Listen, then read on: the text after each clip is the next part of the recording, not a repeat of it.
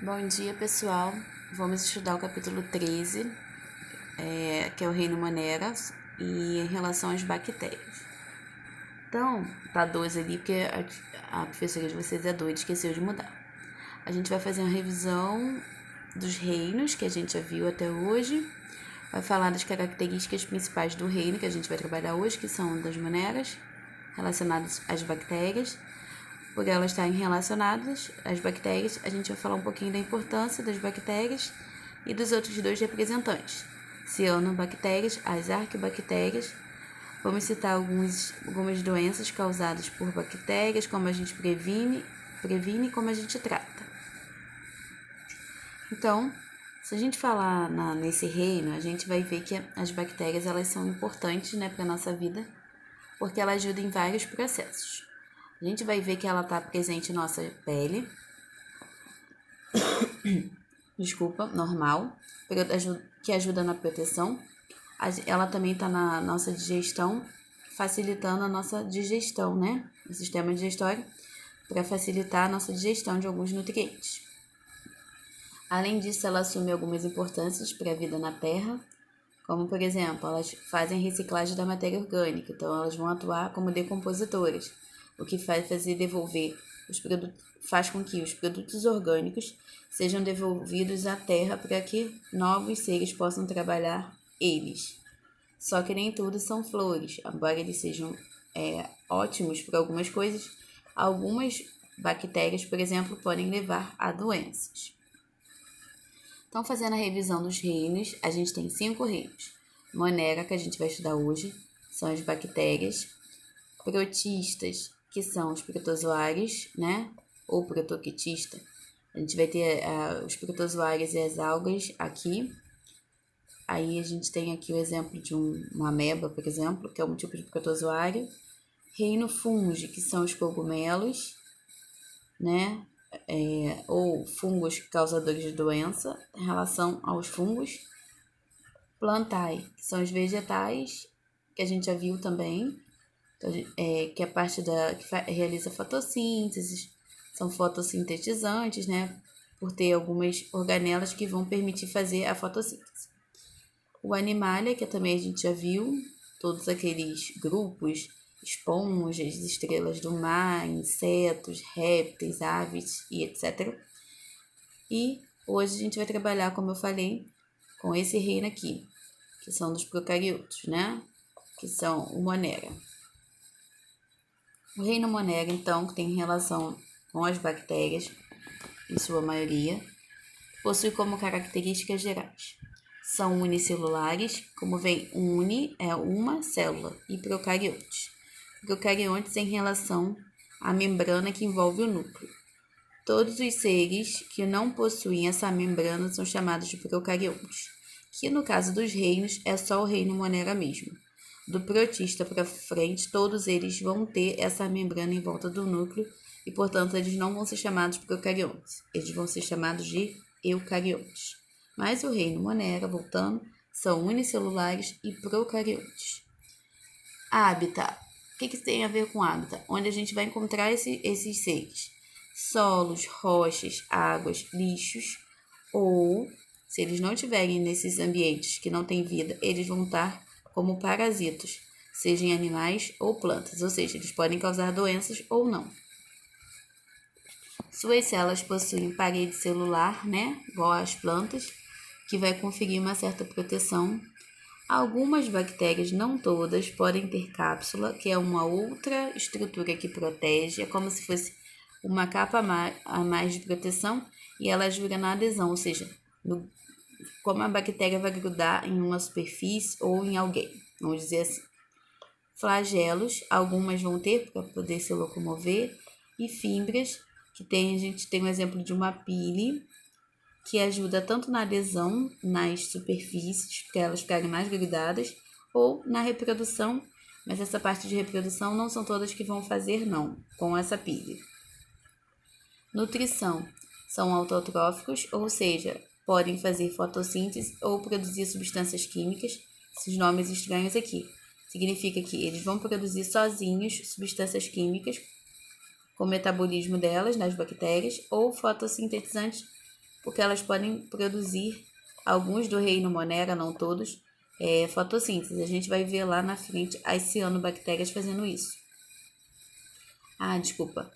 Alguns não vão produzir nada, portanto vão ser parasitas ou vão estar em relações ecológicas, que vão depender de outros seres para dar nutrientes para eles. Então, parasitas, se eles não produzirem nada, ou em relações, em simbiose, né, em relações ecológicas com outros seres. E, como eu falei, decompositores vão reciclar a matéria orgânica e devolver, né, para a natureza. Aqui são as estruturas que a gente pode encontrar. A gente vai ver que ele possui parede celular. Nesse caso aqui, a parede celular aqui, membrana plasmática, parede celular e cápsula. Eu tenho os flagelos, que são compridos, e as fímbrias, que são perninhas, vamos dizer assim, só que curtas. Aqui eu tenho ribossomos, que para produzir proteína, plasmídia é um tipo de DNA e outro DNA. Aqui eu não tenho uma membrana que delimita onde é o núcleo. Então, são células procariontes, por não ter a membrana e não ter uma região delimitada chamada núcleo. Aqui só para ver que a bactéria ela pode assumir vários tipos, né? Então, não tem uma cara só. Aqui eu tenho com flagelo, sem flagelo, em colônias, em forma de caixa de uva, em bastão, em espiral. Então, tem vários formatos. Mesmo que elas possuem essas componentes dentro dela, na hora de organizarem, elas vão ter uma morfologia que é uma forma diferente. Além das coisas que a gente já citou em relação às características, né? Eles possuem uma respiração celular. Para que serve a respiração celular? A célula ela trabalha com essa respiração, não é para conseguir oxigênio, né? É para conseguir energia. E aí, a forma que vai conseguir energia vai depender de dois tipos de seres. Alguns vão precisar de oxigênio para produzir energia, outros não. Os que precisam de oxigênio são classificados como aeróbios. Então, precisam de oxigênio para conseguir energia. Os que não precisam são chamados A, significa negação. Não precisa de oxigênio para conseguir energia. Então, as bactérias podem ser um ou podem ser outro, vai depender da bactéria. Reprodução assexuada, ou seja, não tem um gameta masculino nem um gameta feminino. Por divisão binária ou bipartição, uma bactéria duplica seu DNA, divide e gera duas bactérias idênticas, ou seja, uma bactéria gera seus clones, e assim sucessivamente. É por isso que a infecção que a gente pega, ela é muito rápida, porque uma bactéria gera duas e essas duas vão gerar 4 e assim por diante. Vamos falar um pouquinho da importância das bactérias, né? Que a gente já citou. São decompositoras da matéria orgânica, ou seja, elas fazem a reciclagem dessas substâncias orgânicas e vão devolver para a natureza, para que a natureza, por exemplo, devolva para o solo, deixando mais fértil. Simbiose, que é uma relação ecológica, né? Relação entre os seres. As bactérias intestinais, por exemplo, elas fazem uma relação benéfica, é necessário para que elas sobrevivam. Elas ajudam na digestão e elas são favorecidas com os nutrientes. Por isso que é uma simbiose. Então, as bactérias intestinais facilitam a digestão de alimentos. Fazem parte do nosso corpo, ou seja, da microbiota do nosso corpo, ou seja, é uma quantidade de micro-organismos que tem que ter no corpo, é chamado de microbiota. Então, além das bactérias, a gente vai encontrar outros seres também, mas fazem parte. Para a indústria alimentícia, são importantes para a produção de iogurte ou leite fermentado, que são os Yakult, sem fazer propaganda, enfim. Todo mundo lembra o que é um leite fermentado. Engenharia genética, organismos geneticamente modificados. Algumas bactérias elas são empregadas para elaborar esses organismos. Na farmácia e na medicina, para a produção de vacinas. A insulina, que ajuda a controlar a glicose do corpo, né? Algumas pessoas precisam tomar.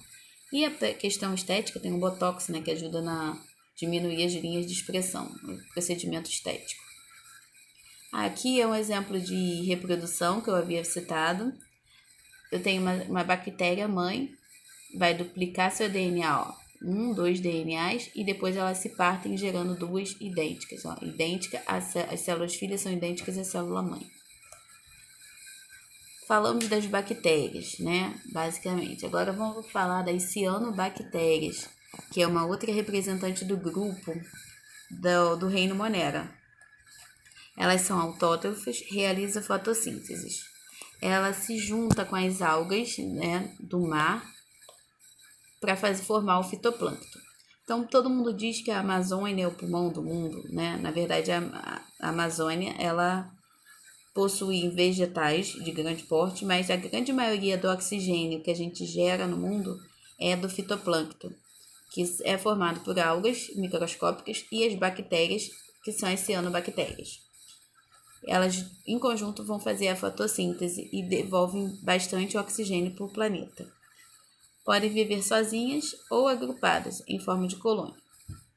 Aqui é uma foto de uma cianobactéria em uma região com fitoplâncton, fica bem verde. E aqui a gente tem geração de bastante oxigênio. Falando um pouquinho das arqueobactérias. As arqueobactérias já são diferentes dos outros procariontes, né? Quanto à constituição da parede celular. Existe uma substância que vocês não precisam decorar o nome, chamada de peptidoglicano, nas bactérias normais, nos outros procariontes. Nela você não vai encontrar essa substância com nome estranho. Então, por isso ela é um pouquinho diferente. E geneticamente falando, quando algum cientista foi estudar, viu que ela tinha uma semelhança com os eucariontes. Então, ela não sabe o que ela quer. Ela é uma do reino Monera, mas ela tem umas diferenças em relação a todo mundo desse reino. Hábitat, que é onde a gente pode encontrar. Ela é bem resistente, ela gosta de ambientes extremos, por isso que vocês podem encontrar na apostila ou em livros, elas são chamadas extremófilas, que elas vivem em ambientes bem ruins mesmo, de alta salinidade, temperatura, como por exemplo em geysers, que são aquelas fontes termais, ó, uma fonte termal, e por ela ter uma temperatura muito elevada, você pode encontrar arqueobactéria. Ela não é muito bonita não tem muito formato, é um exemplo de uma arqueobactéria, e aqui é um local que a gente pode encontrá-la. Como eu falei, a bactéria, ela tem as bactérias, vamos voltar à questão delas, né? A gente falou no início, só que eu deixei essa parte de doenças para o final. Elas têm a importância dela, né? Como na natureza e para o nosso corpo, que ajuda na digestão, ela faz parte da nossa pele, mas ela pode trazer alguns malefícios, que elas podem levar a doenças. As doenças causadas por bactérias são chamadas bacterioses. Oses é um finalzinho de palavra, sufixo, que vocês vão ver em português, que tem a ver com doenças. Então, doenças causadas por bactérias, bacterioses. Alguns exemplos: tuberculose, tétano, leptospirose. Tétano é quando a gente pode furar o pé com algum instrumento enferrujado, metálico. Cólera, sífilis, que são doenças sexualmente transmissíveis. Pneumonia bacteriana, acne, que é o nosso problema alguns adolescentes por estarem passando por transformações. Você pode ter bastante espinha e que pode inflamar e virar uma acne. Essa acne é causada pelas bactérias, né? Formas de transmissão, qualquer coisa. Saliva, sangue, contato direto entre pessoas, ingestão de água ou alimentos contaminados, e pelo contato sexual, por exemplo, algumas doenças sexualmente transmissíveis, por exemplo, a sífilis. Existe prevenção para essas doenças, algumas possuem vacinas, como não vai vir na cabeça agora, desinfecção do local, né, com álcool, asepsia, que é a higiene pessoal, que a gente já está fazendo agora nessa pandemia, esterilização de alguns aparelhos e pasteurização, que é um processo industrial de alimentação. Pasteurização foi inventada por Pasteur, que descobriu algumas formas de prevenção. Foi Pasteur que deu início a essas formas de prevenção, quando ele estudou lá nos séculos anteriores, lá na França. O tratamento, antibióticos. Vale lembrar que cada bactéria tem uma sensibilidade para o antibiótico, ou seja, o antibiótico vai matar ela, mas facilmente que outras. Por isso que não pode tomar antibiótico de forma aleatória em casa. Tem que ser controlado para não dar resistência. E quando dá resistência, o antibiótico não vai fazer o tratamento que tem que ser. Algumas doenças, botulismo, causada como? A forma de contágio, ingestão de alimentos. Lembra que eu falei que tem várias formas? Coqueluche, que causa tosse, pelas vias respiratórias.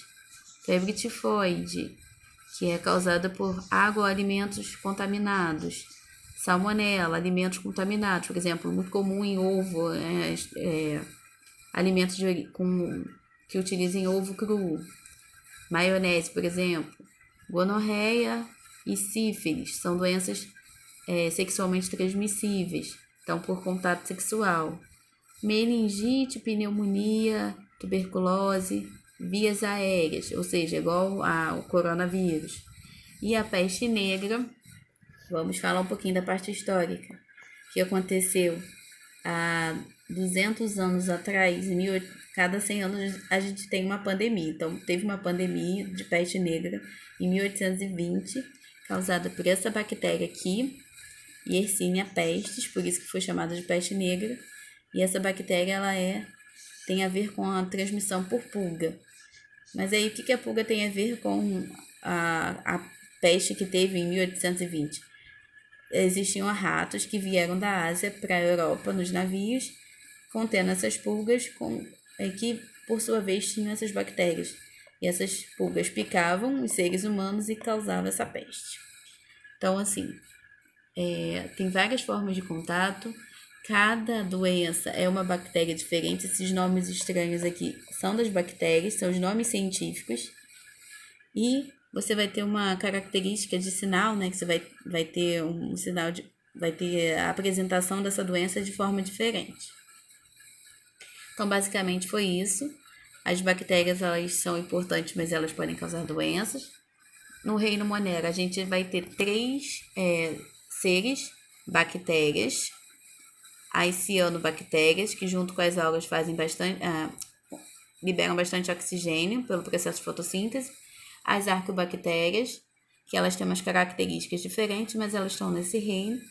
E elas vivem em locais de extremidades, né, bem extremos, de alta salinidade e temperatura. E cada um vai ter sua importância, né? E as características gerais, elas são semelhantes de todos os representantes desses seres. Então, como a gente já sabe, termino de rever esse vídeo aula, sempre acompanhando com a apostila para vocês anotarem. Os vídeos são curtos, vocês vão acompanhar com a apostila ou anotem no caderno, para vocês não se perderem. Copiando, ouvindo citações diferentes do que estejam na apostila, ajuda vocês a entenderem melhor os conteúdos. Existe um teste com 2 questões tranquilas, sempre em relação ao conteúdo, e eu vou deixar as atividades finais, as questões que vocês precisam fazer, né? Vão fazendo aos poucos pela plataforma, mas façam nas aulas, para vocês não terem que fazer depois. E aí vão tirando dúvidas também. Uma boa semana de aula para vocês e uma boa semana a todos.